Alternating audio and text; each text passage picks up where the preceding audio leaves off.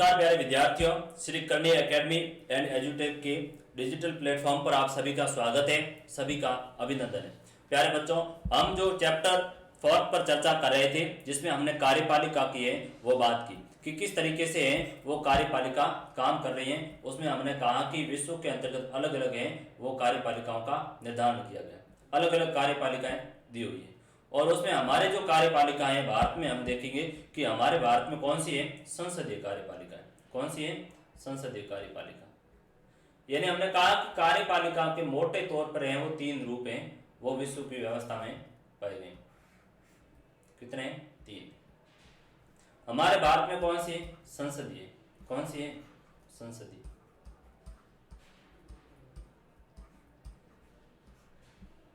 संसदीय कार्यपालिका। ठीक। संसदीय कार्यपालिका में 2 चीजें आप देखिए क्या है। एक तो राज्य का प्रधान, देश या राज्य का प्रधान, देश या राज्य का मुख्यालय को, प्रधान में आप कंफ्यूज हो जाए। देश या राज्य का जो मुखिया होता है वो राष्ट्रपति होगा। कौन होगा? राष्ट्रपति।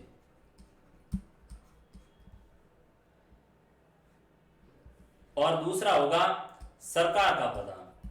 कौन होगा? सरकार का प्रधान प्राइम मिनिस्टर होगा, प्रधानमंत्री होगा। तो कार्यपालिका की जो 3 व्यवस्था है उसमें भारत में है वो संसदीय कार्यपालिका अपनाई गई है। और हमारे देश में जो राष्ट्रपति है उन्हें राष्ट्र का प्रधान, राष्ट्र का प्रमुख बनाया गया है। जबकि सरकार का वास्तविक रूप से यदि देखा जाए तो प्रधान कौन होता है? प्रधानमंत्री होता है। हमारे संविधान में एक अनुच्छेद है, अनुच्छेद 74, अनुच्छेद 74। अनुच्छेद 74(1) में यह दिया गया है कि कार्यपालिका, भारत में कार्यपालिका शक्ति, कार्यपालिका शक्ति राष्ट्रपति में निहित होगी। राष्ट्रपति में निहित होगी। जो किस पर? जो प्रधानमंत्री और उनकी चुनी हुई जो मंत्री परिषद है उसकी सलाह पर कार्य करेगी। यानी भारत में यदि देखा जाए तो जो वास्तविक रूप से जो प्रधान है वो देश का कौन है? प्रधानमंत्री है। जबकि औपचारिक रूप से, संवैधानिक रूप से कौन है? वह राष्ट्रपति है। देखते हैं भारत में संसदीय कार्यपालिका किस तरह से कार्य कर रही, क्या स्वरूप है और किस तरीके से इसको है वो ग्रहण किया गया। जब भारत का संविधान लिखा जा रहा था तब भारत को 1919 और 1935 के अधिनियमों के अंतर्गत संसदीय व्यवस्था के संचालन का क्या हुआ था? कुछ अनुभव प्राप्त हुआ था। हमने देखा कि भारत में है वो अलग अलग एक्ट के द्वारा ब्रिटिश सरकार ने भारत को शासन किया। उसमें देखा कि 1909 का एक्ट, फिर 1919 का, फिर 1935 का, ये अलग अलग कानून है। इन अलग अलग कानूनों के द्वारा भारत में है, कानूनों के द्वारा संसदीय व्यवस्था को है वो कहीं ना कहीं लागू करने की कोशिश की गई। क्योंकि हम देखेंगे कि ब्रिटेन में क्या है, ब्रिटेन में भी संसदीय व्यवस्था है। ब्रिटेन, इंग्लैंड जिसका भारत उपनिवेश रहा, तो वहां पर भी कैसी है? वहां पर भी संसदीय व्यवस्था है। वहां पर संसद है वो शक्तिशाली है और राजा रानी है वहां वो गौण है। यानी ये संसदीय व्यवस्था थी। इसी तरीके से भारत पर भी शासन करने हेतु विभिन्न एक्ट लाए गए, विभिन्न कानून लाए गए, जिसमें है वो 1919 का मॉन्टेग्यू चेम्सफोर्ड इसको एक्ट कहा जाता है। मॉन्टेग्यू चेम्सफोर्ड एक्ट है 1919 का। 1935 का भारत शासन अधिनियम, इसके तहत भारत पर शासन किया जा रहा था। और इन अधिनियमों के द्वारा हमें क्या है? संसदीय व्यवस्था का अनुभव प्राप्त हो गया था। इसलिए हमारे जो संविधान निर्माता थे उन लोगों ने भी ये कहा कि क्यों नहीं भारत में भी संसदीय व्यवस्था अपनाई जाए। क्योंकि भारत में अलग अलग एक्ट के द्वारा प्रत्यक्ष या अप्रत्यक्ष रीति से संसदीय व्यवस्था अपनाने का प्रयत्न किया है। फलत यहाँ पर हमें इस व्यवस्था की जानकारी है, इसलिए भारत में है वो संसदीय व्यवस्था अपनाई गई। इस अनुभव ने, किस अनुभव ने? जो इंग्लैंड से हमने ये विभिन्न एक्ट के द्वारा जो चीज हमें मिल रही थी, विभिन्न अधिनियमों के द्वारा है अनुभव प्राप्त हुआ, उसी के द्वारा इस अनुभव ने हमें दिखाया कि संसदीय व्यवस्था के अंतर्गत कार्यपालिका जनप्रतिनिधियों के द्वारा प्रभावपूर्ण तरीके से नियंत्रण की जा सकती है। अब संसदीय व्यवस्था में हमने ये देखा गया कि संसदीय व्यवस्था के अंतर्गत कार्यपालिका को क्या है, जनप्रतिनिधित्व को पूर्णतया नियंत्रित किया जा सकता, यानी संसद में कार्यपालिका को नियंत्रित किया जा सकता है अन्य व्यवस्था के बजाय। इसलिए हमारे जो भारतीय संविधान निर्माता एक ऐसी सरकार सुनिश्चित करना चाहते थे जो जनता की अपेक्षाओं के प्रति जवाब दो। इसलिए हमारे जो भारतीय संविधान निर्माता जो नेता लोग थे, जवाहरलाल नेहरू जैसे, बी.आर. अम्बेडकर जैसे लोग थे, उन लोगों ने कहा कि भारत में भी है वो संसदीय व्यवस्था अपनाई जाए, क्योंकि संसदीय व्यवस्था है वो कार्यपालिका पर नियंत्रण स्थापित करने का काम करेगी और जवाबदेही किसके प्रति होगी, जनता के प्रति होगी। यदि जनता के प्रति सरकार लापरवाही कर रही है तो फिर 5 साल की समय अवधि के बाद में उस सरकार को है वो जनता दूसरा रास्ता दिखा देगी और अन्य लोगों को अवसर देगी। तो ये क्या है, ये कार्यपालिका शक्ति का हमें पूर्व अनुभव था, इसलिए हमारी जो संविधान में वो संसदीय कार्यपालिका को अपनाया गया। इसलिए संविधान में राष्ट्रीय और प्रांतीय दोनों स्तर पर संसद की प्रधानता रखी गई।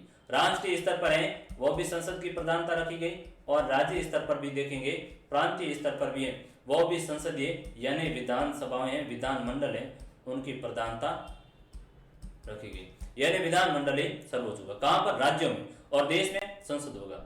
ठीक है, किसी भी एक व्यक्ति कार्यपालिका व्यवस्था को स्वीकार कर सकता है, यानी क्या है, जो भारत में संसदीय व्यवस्था स्वीकार की गई, संसदीय व्यवस्था के अंतर्गत कोई भी व्यक्ति है वो इस कार्यपालिका व्यवस्था को स्वीकार कर सकता है। इसलिए क्योंकि कार्यपालिका शक्ति को यदि कार्यपालिका सही तरह से कार्य नहीं कर रही है तो उसको क्या है, विधायिका उस पर लगाम लगाने का कार्य कर सकते हैं, विधायिका नियंत्रण कर सकते हैं। क्या कर सकती हैं,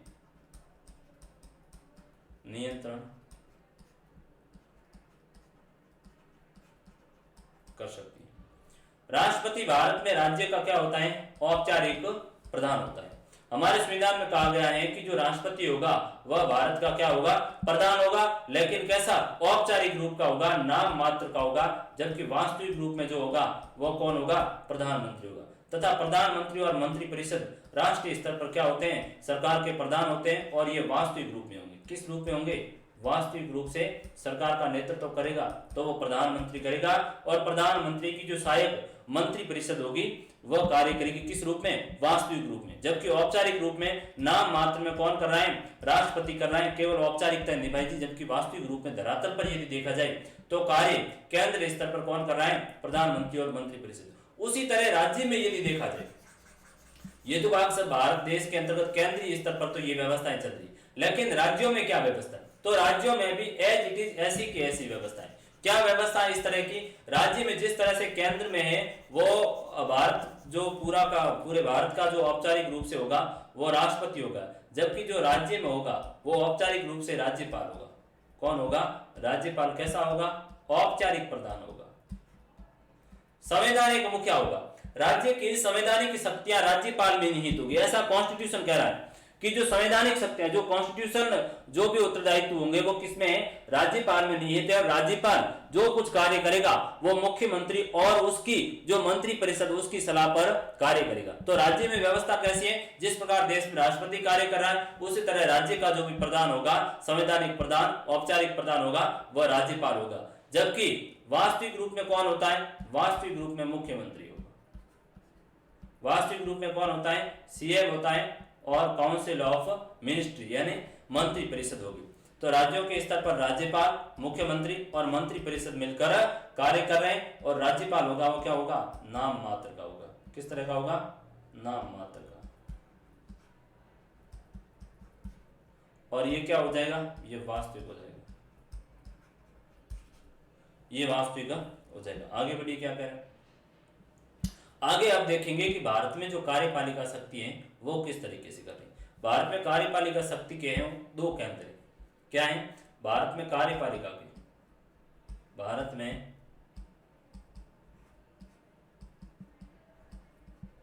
कार्यपालिका के केंद्र बिंदु कितने हैं, दो है। कौन है, एक तो राष्ट्रपति है आपका, प्रेसिडेंट ऑफ इंडिया, और दूसरा कौन है? प्रधानमंत्री, प्राइम मिनिस्टर ऑफ इंडिया। यानी भारत में यदि देखा जाए तो कार्यपालिका के जो दो बिंदु, एक तौर पर काम कौन कर रहा है? देश में राष्ट्रपति है, दूसरी तरफ है वो प्रधानमंत्री कार्य कर रहा है। राष्ट्रपति औपचारिक होगा और वही प्रधानमंत्री क्या होगा? मुखिया होगा। तो भारत में राष्ट्रपति की क्या स्थिति, उसको हम देखने की कोशिश करेंगे। भारत के संविधान में औपचारिक रूप से यानी औपचारिक का मतलब वही मैंने बताया आपको कि नाम मात्र है, नाम मात्र, कोई इसका योगदान नहीं। औपचारिक रूप से संघ की कार्यपालिका शक्तियां राष्ट्रपति को दी गई है। यानी औपचारिक रूप से कॉन्स्टिट्यूशन में कहा गया कि जो संघ यानी आप संघ शब्द को समझिए, संघ क्या है? संघ जिसमें केंद्र और राज्य दोनों आ जाएंगे, केंद्र व राज्य।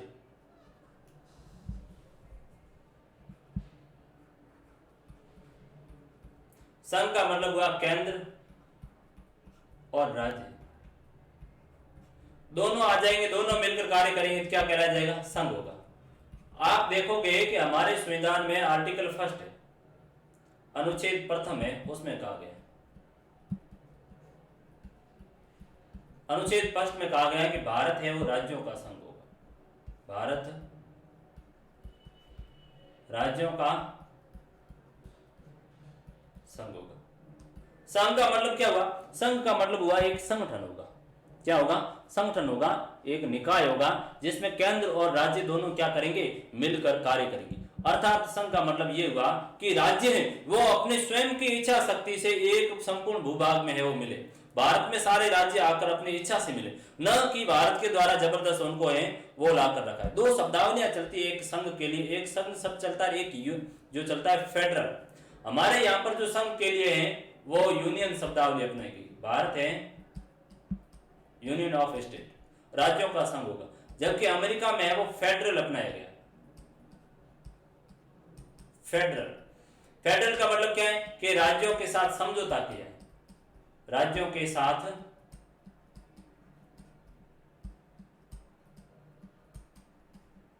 समझौता किया है। जबकि यूनियन में क्या किया गया? यूनियन में है स्वयं आकर मिले।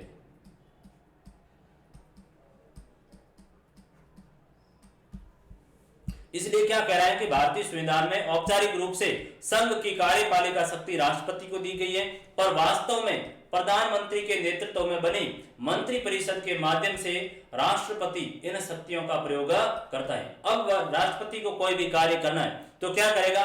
प्रधानमंत्री जी और उनकी जो मंत्री परिषद यानी प्रधानमंत्री के साथ में जो मंत्रियों का समूह है, जो जिसके अंतर्गत देखा जाए तो कैबिनेट स्तर के मंत्री हैं या फिर राज्य स्तर के मंत्री हैं या स्वतंत्र प्रभार के मंत्री हैं, तो इन मंत्रियों का जो समूह होगा वो क्या हो जाएगा? मंत्री परिषद होगा। तो राष्ट्रपति को कोई कार्य करना है तो वह प्रधानमंत्री और उनकी जो मंत्री परिषद है उसके माध्यम से राष्ट्रपति अपनी शक्तियों का प्रयोग करेगा। ठीक है, राष्ट्रपति 5 वर्ष के लिए चुना जाता है और राष्ट्रपति पद के लिए सीधे जनता के द्वारा निर्वाचन नहीं किया जाता है। अब ये बात क्या है कि राष्ट्रपति की इसमें स्थिति आप देख रहे हो। स्थिति क्या है कि संविधान की जो शक्तियां किसमें निहित होगी? राष्ट्रपति में होगी। यहां पर इस व्यवस्था को, इस संरचना में समझिए आप।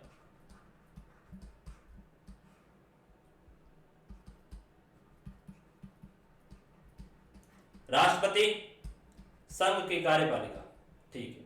कार्यकाल कितना होगा राष्ट्रपति का? सामान्यतः 5 साल का होगा। और यदि 5 साल से पहले भी राष्ट्रपति जी के ऊपर या तो महाभियोग लाया जा रहा है, इम्पीचमेंट, या फिर राष्ट्रपति जी की किसी बीमारी या अन्य कारणों से मृत्यु हो जाती है, तो ऐसी स्थिति में राष्ट्रपति का पद खाली हो जाता है। लेकिन सामान्य स्थिति में कार्यकाल है वो 5 साल का होगा। अब राष्ट्रपति जी के निर्वाचन पर आइए। निर्वाचन, तो राष्ट्रपति पद के लिए जनता द्वारा निर्वाचन है वो प्रत्यक्ष रीति से नहीं किया जाता।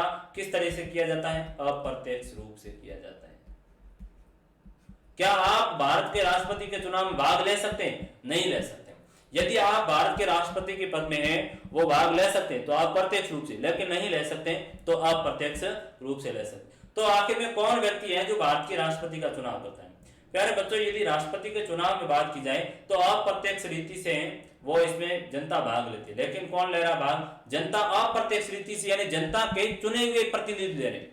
आप लोगों ने मुझे चुनकर है वो आपका जो प्रेसिडेंट बनाया या क्लास का है वो कक्षा अध्यापक बनाया गया। अब मैं आगे जाकर है वो हेडमास्टर का चुनाव कर रहा हूं कि जो हमारे विद्यालय की कार्यपालिका शक्तियां हैं वो किसमें होगी? प्रधान अध्यापिका में, प्रधान अध्यापक में वो निहित होगी। तो आपने मुझे चुना और मैं आगे जाकर चुनूंगा जो अप्रत्यक्ष रूप से जनता के द्वारा अप्रत्यक्ष रूप से चुनाव हो रहा है। तो यहाँ पर भी सेम ही व्यवस्था है कि जनता ने किसको, लोकसभा सदस्यों को है वो चुन दिया, या फिर विधायिका के जो सदस्य थे उन लोगों को चुनने का काम किया, या फिर विधायिका के जो सदस्य हैं उनको चुनने का काम कर रही। तो लोकसभा के सदस्य,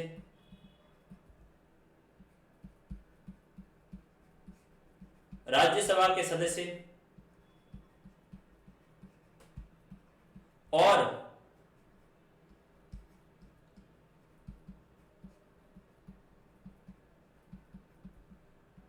विधानसभाओं के सदस्य और विधानसभाओं के निर्वाचित सदस्य, यानी राज्य राजस्थान जो विधानसभा है, राजस्थान विधानसभा के जो सदस्य एमएलए हैं वो भी राष्ट्रपति के चुनाव में क्या करेंगे? भाग लेंगे। यानी राष्ट्रपति का चुनाव अप्रत्यक्ष रीति से जनता के द्वारा जो चुने हुए प्रतिनिधि हैं वे भाग लेंगे, जिसमें लोकसभा के सदस्य निर्वाचित, राज्यसभा के निर्वाचित और विधानसभाओं के निर्वाचित सदस्य मिलकर राष्ट्रपति का क्या करेंगे? चुनाव करेंगे। तो राष्ट्रपति का जो निर्वाचन हो रहा है वो अप्रत्यक्ष रीति से हो रहा है। किस रीति से हो रहा है? अप्रत्यक्ष रीति से, अप्रत्यक्ष तरीके से होता है। इसका अर्थ ये हुआ कि राष्ट्रपति का निर्वाचन आम नागरिक नहीं बल्कि निर्वाचित विधायक और सांसद करते हैं, एमएलए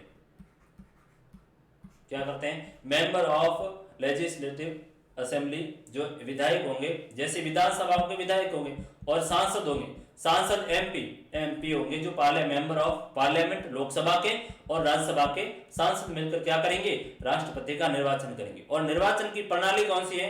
राष्ट्रपति का निर्वाचन समानुपातिक प्रतिनिधित्व प्रणाली और एकल संक्रमणीय मत सिद्धांत के आधार पर होगा। किस प्रकार से होगा?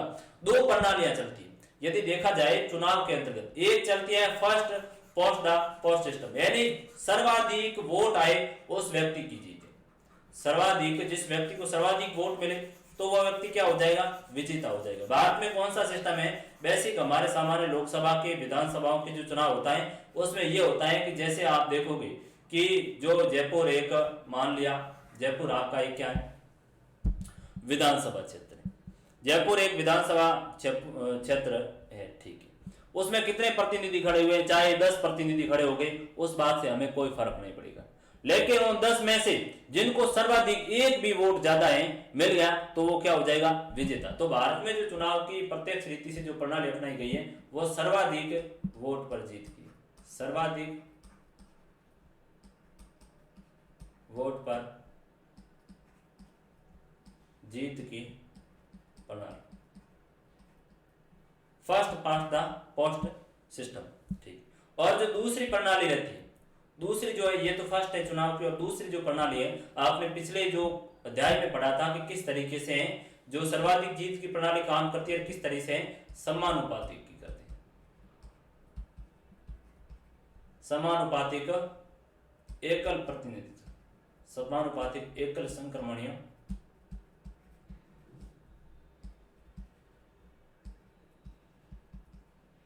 समानुपातिक एकल संक्रमणीय मत प्रणाली। इसमें क्या होता है? इसमें जितने भी उम्मीदवार खड़े होंगे, माना कि 4 उम्मीदवार खड़े हो गए, 4 उम्मीदवार हैं, खड़े हो गए, ठीक है।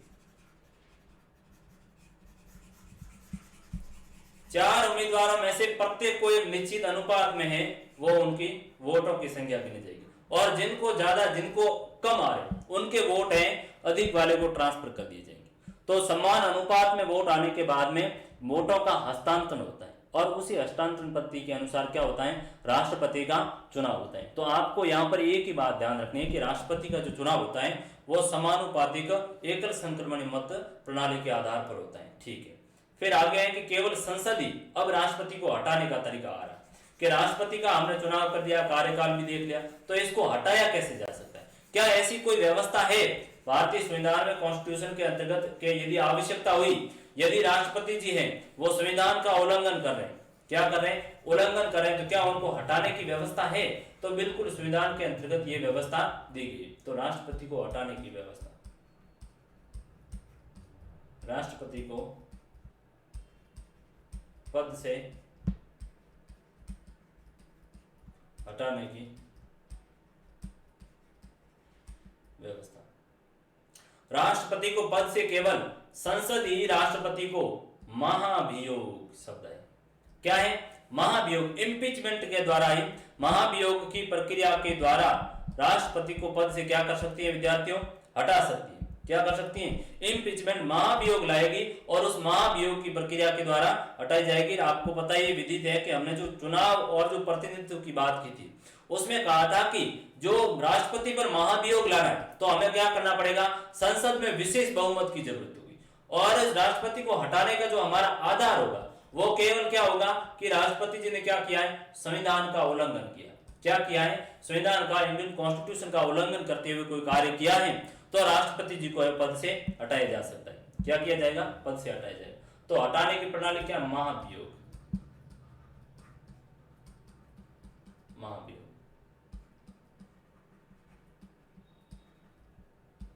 इम्पीचमेंट यानी महाभियोग प्रणाली के द्वारा राष्ट्रपति को हटाया जाएगा। और कौन करेगा, ये संसद करेगी, संसद है वो करेगी।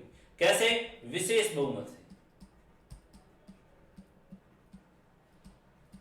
विशेष बहुमत का अर्थ क्या हुआ, विशेष बहुमत का अर्थ हुआ कि जो सदन में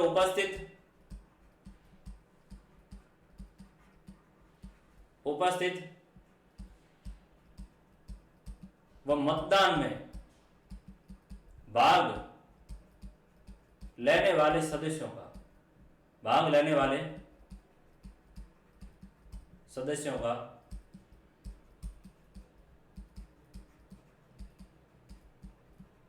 2/3 बहुमत होगा तो ये क्या कर सकते हैं, हम राष्ट्रपति जी को पद से हटा सकते हैं। बेसिक इसका जो प्रोसीजर होता है, प्रोसीजर ये होता है कि राष्ट्रपति जी के ऊपर महाभियोग लगाना है कि राष्ट्रपति रामनाथ कोविंद है, उन्होंने क्या किया है, रामनाथ कोविंद साहब ने वो संविधान का उल्लंघन कर लिया।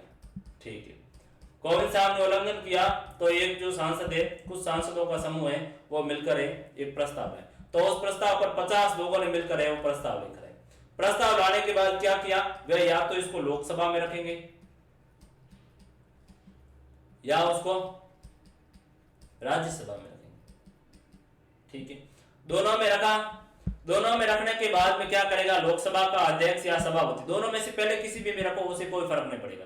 लोकसभा में रख लिया, माना कि राज्यसभा में रख लिया, लोकसभा में रखा तो जो लोकसभा का अध्यक्ष है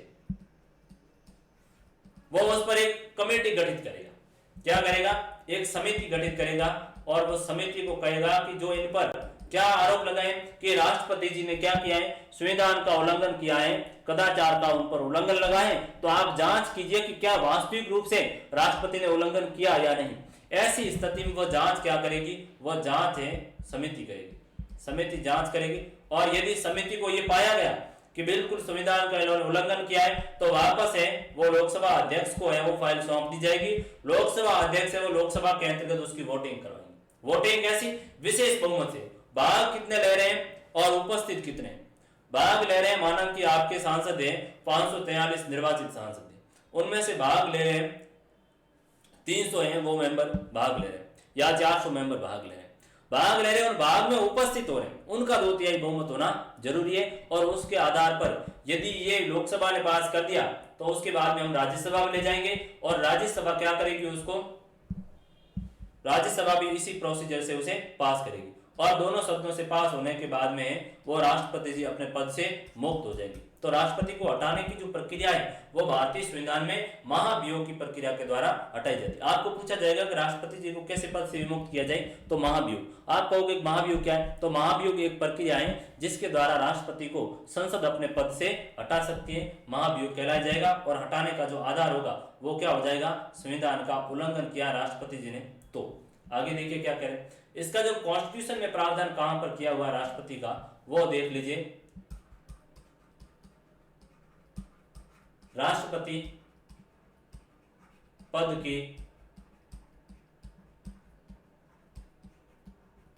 संवैधानिक। वही अनुच्छेद 74 राष्ट्रपति को सहायता व सलाह देने के लिए एक मंत्रिपरिषद होगी, जिसका प्रधान कौन होगा? प्रधानमंत्री होगा। राष्ट्रपति अपने कार्य हेतु मंत्रिपरिषद की सलाह मानने, राष्ट्रपति अपने कार्य हेतु मंत्रिपरिषद की सलाह मानने हेतु क्या होगा? बाध्य होगा। कैसे? राष्ट्रपति मंत्रिपरिषद से ऐसी सलाह पर क्या कर सकता है? पुनर्विचार करेगा, और राष्ट्रपति को पुनर्विचार के बाद दी गई सलाह के अनुसार राष्ट्रपति कार्य करेगा। बात क्या है? बात यह है कि उन्होंने कहा कि एक मंत्रिपरिषद होगी, जिसका कौन होगा? प्रधानमंत्री उसका अध्यक्ष होगा, और वह राष्ट्रपति उसकी मंत्रिपरिषद की सलाह पर क्या करेगा? कार्य करेगा। कोई सा बिल लेकर आए और वह बिल है वो राष्ट्रपति जी को सौंप दिया, आप इस पर सिग्नेचर करो। राष्ट्रपति जी को लगता है कि वास्तविक रूप में ये सही नहीं, तो क्या करेंगे? वह मंत्रिपरिषद को वापस लौटा देंगे। पुनर्विचार को कह सकते हैं कि आप एक बार पुनः इस पर विचार कीजिए। लेकिन जब दूसरी बार वापस कौन मंत्रिपरिषद दे देती है, तो ऐसी स्थिति में राष्ट्रपति जी को मानना क्या हो जाएगा बच्चों? बाध्य हो जाएगा। तो राष्ट्रपति जी उसको मानने के लिए बाध्य हो जाएंगे। ये 74 के अंतर्गत प्रावधान किया गया। राष्ट्रपति है वो राज्य का औपचारिक प्रधान होता है। औपचारिक रूप से बहुत सी कार्यकारी, विधायी, कानूनी और आपात शक्तियां हैं वो प्राप्त होगा। अब जो ये सेगमेंट है वो हमारे राष्ट्रपति की क्या है? शक्तियों को दर्शाता है। क्या दर्शाता है? शक्तियों को। तो आपकी जो हेडिंग होगी राष्ट्रपति की शक्तियां, और स्थिति क्या है उसको हम देखने की कोशिश करेंगे कि किस तरीके से राष्ट्रपति को है वो कॉन्स्टिट्यूशन में शक्तियां दी गई। राष्ट्रपति की शक्तियां कौन कौन सी शक्तियां? राष्ट्रपति को जो शक्तियां दी गई कार्यकारी शक्तियां। कार्यकारी का मतलब क्या हुआ? कार्यपालिका शक्तियां। कार्यकारी का मतलब हुआ कार्यपालिका, और कार्यपालिका शक्ति का उल्लेख कहां पर किया हुआ है? अनुच्छेद 74 में किया हुआ है। ठीक है। दूसरी राष्ट्रपति की जो शक्ति होगी वो विधायी होगी। विधायी शक्ति। विधायी शक्ति का मतलब हुआ कि राष्ट्रपति की विधि निर्माण में क्या शक्ति है? विधि निर्माण में क्या शक्ति है? मैंने कहा कि राष्ट्रपति है, लोकसभा और जो राज्यसभा, उन दोनों ने मिलकर कोई कानून बना दिया। लोकसभा और राज्यसभा दोनों क्या कर रही है? कोई कानून है वो निर्मित कर रही है। दोनों क्या कर रही है? कानून निर्मित कर रही है। लोकसभा और राज्यसभा दोनों मिलकर है कोई कानून बनाने का काम कर रही है, और उस कानून को ये लोकसभा, ये राज्यसभा दोनों ने क्या कर दिया? उस बिल को पास कर दिया, राष्ट्रपति जी के पास भेजा जाएगा। जब तक राष्ट्रपति जी उस पर हस्ताक्षर नहीं करेंगे तब तक वह बिल कानून का रूप नहीं लेगा। तो राष्ट्रपति की विधायी शक्ति क्या आ जाएगी कि जब तक कोई भी बिल है राष्ट्रपति का हस्ताक्षर नहीं होगा तब तक वह विधायी, वह कानून नहीं माना जाएगा। तो यह विधायी शक्ति में आ जाएगी। कभी कभी आपात स्थिति आ जाती है, ऐसी स्थिति के अंतर्गत जो भारत के राष्ट्रपति है वो अध्यादेश जारी करते हैं। क्या जारी करते हैं? अध्यादेश। अध्यादेश जारी करने की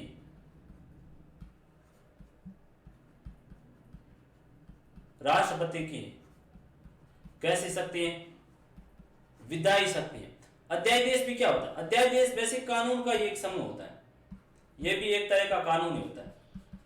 आप देखोगे कि जब कोई ऐसी आपात स्थिति आ गई और संसद का सत्र नहीं चल रहा है, तो ऐसी स्थिति में क्या है? कोई कानून है जो उस मामले से निपटने में सक्षम नहीं, तो क्या कर सकती है सरकार? राष्ट्रपति जी से कहेगी, मंत्रिपरिषद कहेगी कि आप एक काम करो, अध्यादेश है वो जारी करो, ताकि अध्यादेश है वह भी एक सामान्य कानून के बराबर ही मान्य होगा उसी स्थिति में जिस प्रकार एक कानून लागू होता है। तो ऐसी स्थिति में राष्ट्रपति जी है वो अध्यादेश जारी करेंगे, और अध्यादेश जारी करना राष्ट्रपति जी की विधायी शक्ति में शामिल हो जाएगा। तो विधायी शक्ति आ गई।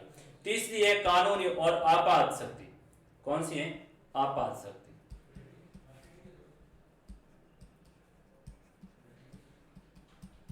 क्या है? आपात शक्ति।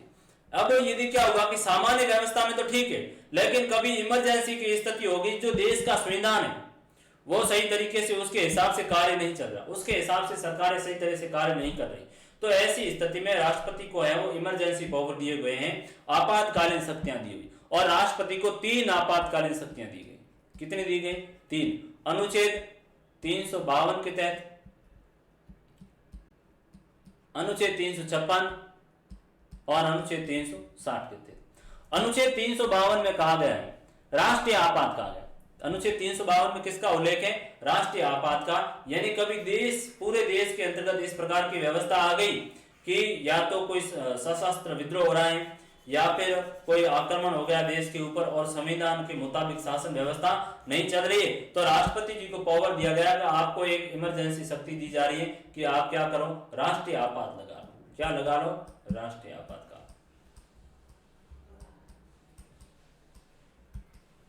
राष्ट्रीय आपात का अनुच्छेद 352 के तहत। दूसरी कौन सी इमरजेंसी शक्ति है? दूसरी है राष्ट्रपति को दी गई है राष्ट्रपति शासन की। राष्ट्रपति शासन कहां होगा? अनुच्छेद 356 के तहत एक राज्य में होगा। अब दूसरी स्थिति यह है कि राजस्थान के अंतर्गत जो चुनी हुई सरकार है वह सही तरह से कार्य नहीं कर रही और राज्यपाल को लगा है कि राज्य में जो संवैधानिक तंत्र है वो विफल हो गया, कॉन्स्टिट्यूशन के मुताबिक यहाँ की सरकार कार्य नहीं कर रही है, तो राज्यपाल होंगे वो क्या है? वो राष्ट्रपति महोदय के प्रतिनिधि, एजेंट के तौर पर काम कर रहे हैं। राष्ट्रपति जी ने वो राज्यपाल को राज्य में बैठा दिया कि आप राजस्थान के जो शासन व्यवस्था कैसे चल रही है उसको औपचारिक रूप से ऊपर से देखते रहो, क्या संविधान, क्या कानून के मुताबिक वह चल रही है या नहीं चल रही। तो ये काम कौन करे? हमारे राज्यपाल महोदय करें। अब स्थिति कौन सी है? आपात स्थिति आई और राज्यपाल ने उल्लेख किया, राष्ट्रपति जी को एक पत्र भेजा गया कि जो यहाँ पर सरकार है वो राजस्थान के अंतर्गत सरकार संविधान के मुताबिक नहीं चल रही, कुछ संवैधानिक प्रावधान है उनका उल्लंघन कर रही, तो क्या करेंगे? राज्यपाल महोदय है वो राष्ट्रपति जी के एजेंट के तौर पर बैठे राजस्थान में और राष्ट्रपति जी को एक रिपोर्ट भेजी जाएगी और उस रिपोर्ट के आधार पर राज्य में है वो राष्ट्रपति शासन लागू किया जाएगा, यानी सरकार को है वो रोक दिया, सरकार को समाप्त कर दिया जाएगा और यहाँ पर राष्ट्रपति जी का शासन चलेगा। तो वो आपात स्थिति के अंतर्गत। तीसरी जो आपात स्थिति और तीसरा जो प्रावधान है वो है वित्तीय आपात का। क्या है? वित्तीय आपात काल। वित्तीय आपातकाल किसको कहोगे आप? वित्तीय आपातकाल कहोगे कि साहब क्या हुआ कि जो देश की संचित निधि, देश का जो धन संपत्ति है वह ऐसी आपात स्थिति आ गई कि रुपए का अवमूल्यन कर दिया गया है और धन की है वो एक तरह से कमी हो गई है, या फिर है देश की इकोनॉमिक का जो ढांचा है, देश की जो अर्थव्यवस्था का ढांचा है वह पूर्णतया से क्या हुआ? चरमरा गया। ऐसी स्थिति में राष्ट्रपति जी क्या करेंगे? अनुच्छेद 360 यानी वित्तीय आपातकाल घोषित करेंगे और संचित निधि से सरकार को क्या करेंगे? फंडिंग करेंगे ताकि व्यवस्था है वो देश में चलाई जाए। तो ये वित्तीय आपातकाल। तो राष्ट्रपति जी को कितने इमरजेंसी पावर है? वो 3 पावर दिए गए, 352, 356 और 360 के तहत आपातकालीन शक्तियां दी गई। इसके अलावा राष्ट्रपति जी को कुछ और विशेष शक्तियां भी दी गई। इसके अलावा क्या है? अन्य विशेष शक्तियां भी दी गई जिनको विशेषाधिकार कहा जाता है। क्या कहा जाता है? विशेषाधिकार। राष्ट्रपति के विशेषाधिकार।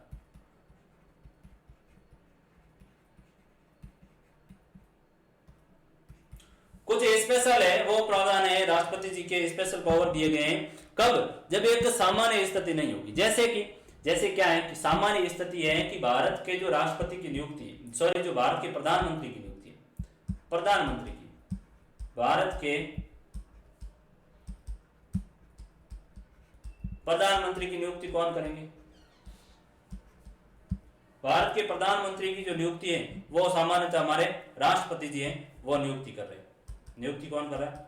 राष्ट्रपति कर रहा है। किसको कर रहा है? बहुमत दल के नेता को। बहुमत दल का कोई नेता है। कहां पर? लोकसभा में। अब आप में से किसी को है वो मुझे क्लास के अंतर्गत मॉनिटर बनाना है, ठीक है। क्लास में मैं आपको मॉनिटर बनाऊंगा तो मेरी शर्त ये होगी कि आप हैं कक्षा 11th के अंतर्गत, कक्षा 11th में ये 2 पार्ट मैंने बनाए, एक लोकसभा बनाया और एक राज्यसभा बनाया। जैसे कि जो ए सेक्शन है वो लोकसभा है, बी सेक्शन है वो आपका राज्यसभा है। मैंने कहा कि मैं उस व्यक्ति को मॉनिटर नियुक्त करूंगा जो क्या है ए सेक्शन के अंतर्गत बहुमत दल का नेता होगा, वह क्या हो जाएगा? वही मॉनिटर होगा। स्थिति भारत के अंतर्गत है कि किसी व्यक्ति को प्रधानमंत्री नियुक्त करना है तो लोकसभा में राष्ट्रपति बहुमत दल का जो नेता होगा उसको ही क्या करेंगे? राष्ट्रपति प्रधानमंत्री नियुक्ति करेंगे। लेकिन अब ऐसी स्थिति आ गई, गठबंधन की सरकार है बनने जा रही या किसी भी दल को स्पष्ट तौर पर बहुमत नहीं मिल रहा है, तो ऐसी स्थिति में राष्ट्रपति जी का यह विशेषाधिकार होगा कि किस व्यक्ति को प्रधानमंत्री बनने हेतु न्योता देना है, तो ये राष्ट्रपति पर निर्भर करेगा। संसदीय व्यवस्था में राष्ट्रपति वास्तव में शक्तियों का प्रयोग मंत्री परिषद की सलाह पर करता है। अब ये राष्ट्रपति की शक्तियां आपके कार्यकारी शक्तियां, कार्यपालिका, विधायी शक्तियां, आपात शक्ति और विशेषाधिकार, इन शक्तियों का क्या वास्तविक रूप से राष्ट्रपति जी प्रयोग कर रहे हैं, पालन कर रहे हैं? नहीं कर रहे। कौन कर रहा है? वास्तविक रूप से मंत्री परिषद कर रही है। और मंत्री परिषद जिसका प्रधान कौन है? प्राइम मिनिस्टर, प्रधानमंत्री जी है। और उसकी सलाह पर ये राष्ट्रपति जी सारे के सारे कार्य करेंगे। प्रधानमंत्री और मंत्री परिषद को लोकसभा में क्या होता है? बहुमत प्राप्त होता है और वे वास्तविक कार्यकारी होते हैं। अधिकतर मामलों में राष्ट्रपति को मंत्री परिषद की सलाह माननी पड़ती है और वो सलाह होती है, बाध्यकारी होती है कि जो भी प्रधानमंत्री और उसकी जो मंत्री परिषद करेगी, जो भी प्रधानमंत्री और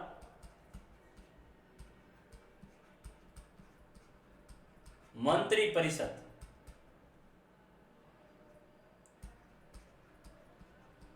कहेगी वह क्या होगा? वह बाध्यकारी होगा, वह बाध्यकारी होगा, मानना जरूरी होगा। तो ये कॉन्स्टिट्यूशन के अंतर्गत ओरिजिनल प्रोविजन है, वो यही है। अब आगे बात हुई है कि क्या भारत में राष्ट्रपति का जिस समय प्रावधान कर रहे थे उस समय ये बड़ा मुद्दा चला कि क्या राष्ट्रपति को है वो किस तरह की स्थिति हो। तो हमारी संविधान सभा में, संविधान सभा के एक सदस्य और बहुत बड़े जो हमारे स्वतंत्रता आंदोलन के एक लीडर हैं जिनका नाम है जवाहरलाल नेहरू।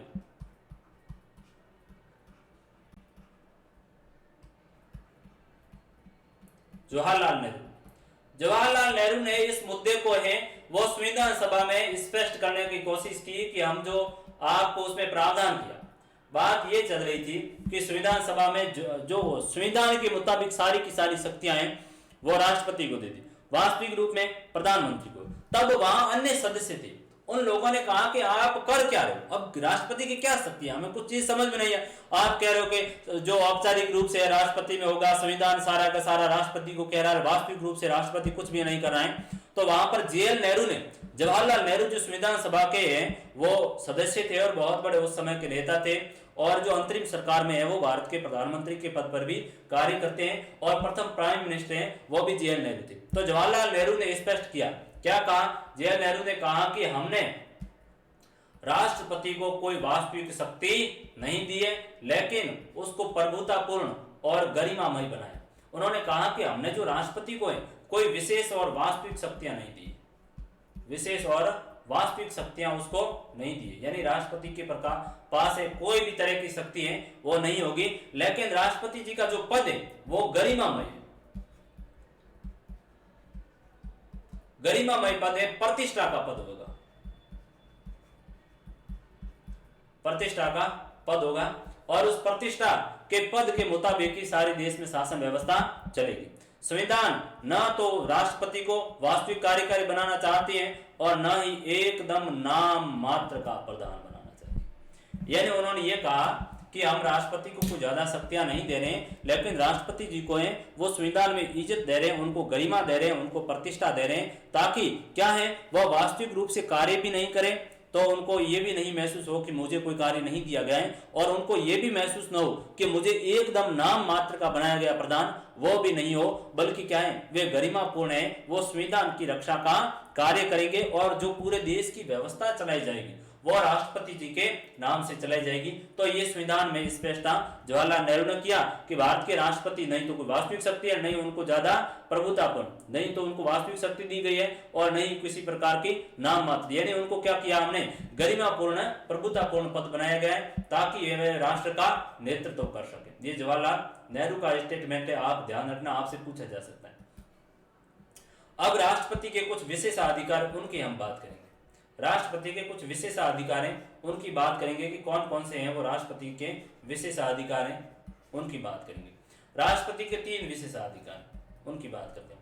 प्रथम है कि राष्ट्रपति मंत्री परिषद की सलाह को लौटा सकता है और उसे अपने निर्णय पर पुनर्विचार के लिए कह सकता है, और ऐसा करने में राष्ट्रपति अपने विवेक का प्रयोग करता है।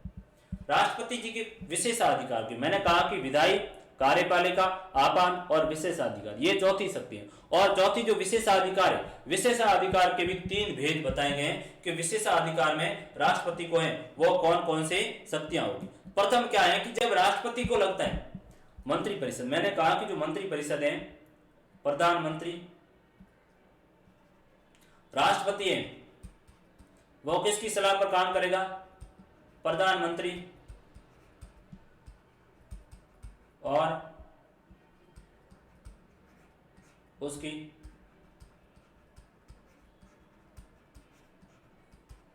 मंत्रिपरिषद की सलाह पर काम करेगा। कौन? राष्ट्रपति।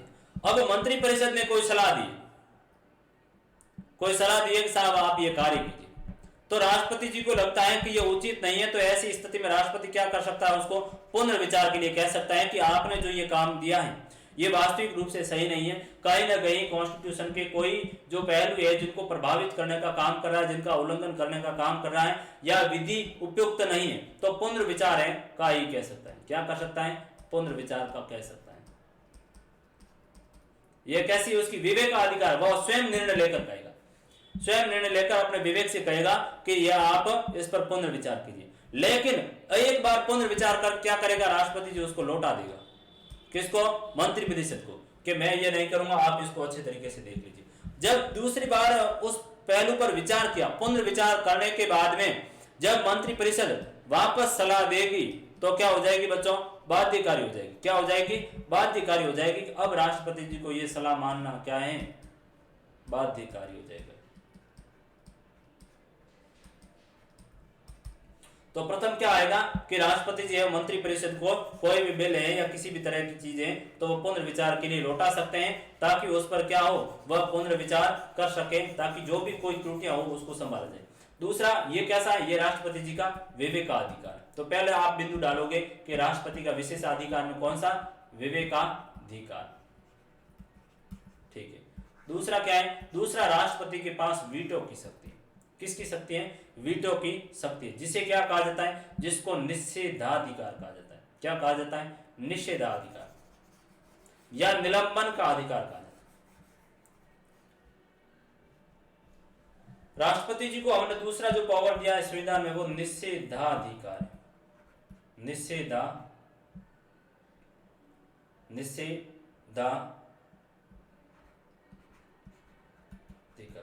इसका अर्थ क्या हुआ? इसका अर्थ हुआ निषेध। निषेध का अर्थ होता है मना करना। क्या होता है? मना करना। कोई भी बिल है वो राष्ट्रपति जी को दे दिया और राष्ट्रपति जी क्या कर रहे हैं? उस पर है वो मना करना। मना कैसे कर रहे हो? स्पष्ट रूप से ये नहीं कह सकते कि आपने ये लाया ये गलत है, मैं मना कर रहा हूं, मैं नहीं कर सकता, नहीं। तो उसको एक वीटो पावर दिया गया। क्या दिया गया? वीटो पावर दिया गया, जिसको निषेधाधिकार कहा जाता है, जिसे नकारात्मकता का अधिकार कहा जाता है। इस अधिकार के तहत राष्ट्रपति जी क्या है? मैंने एक बिल दिया राष्ट्रपति जी को कि आप एक ले जाइए, ये बिल है, ये एक बिल है, उस पर आप है वो सिग्नेचर कीजिए। अब निषेधाधिकार, वीटो के अधिकार का राष्ट्रपति जी प्रयोग करेंगे और उस बिल पर कोई भी प्रतिक्रिया नहीं देंगे, कोई भी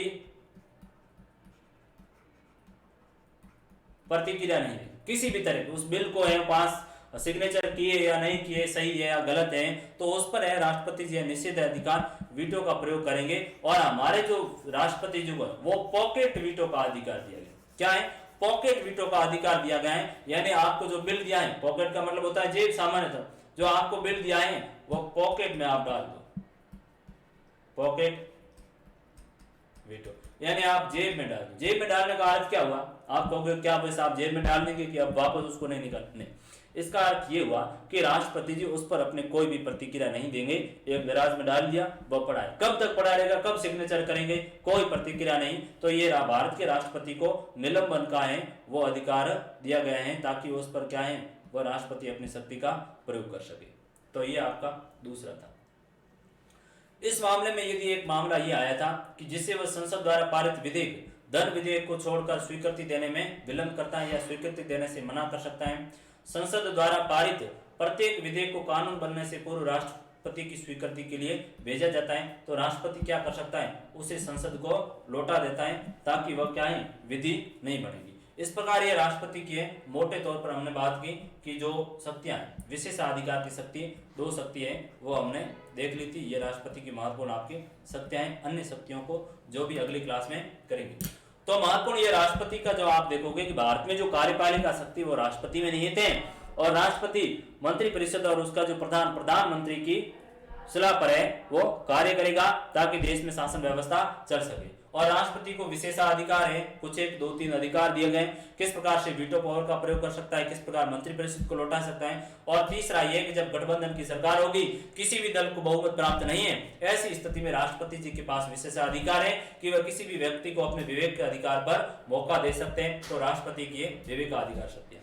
अन्य शक्तियां आपात शक्ति है, विधायी शक्ति है और कार्यपालिका शक्ति है। तो इसी के साथ बहुत बहुत धन्यवाद। आप ज्यादा से ज्यादा इस क्लास को है वो शेयर भी करें तथा सब्सक्राइबर भी करें, और मुझे उम्मीद है, अपेक्षा है कि आपको जो राष्ट्रपति की और जो कार्यपालिका शक्तियों का टॉपिक है वो अच्छी तरीके से समझ में आया होगा। अगले हमारी जो भी क्लास होगी उसमें हम प्रधानमंत्री और उसकी मंत्रिपरिषद की शक्तियों पर कार्य करेंगे। तो बहुत बहुत धन्यवाद आप सभी का।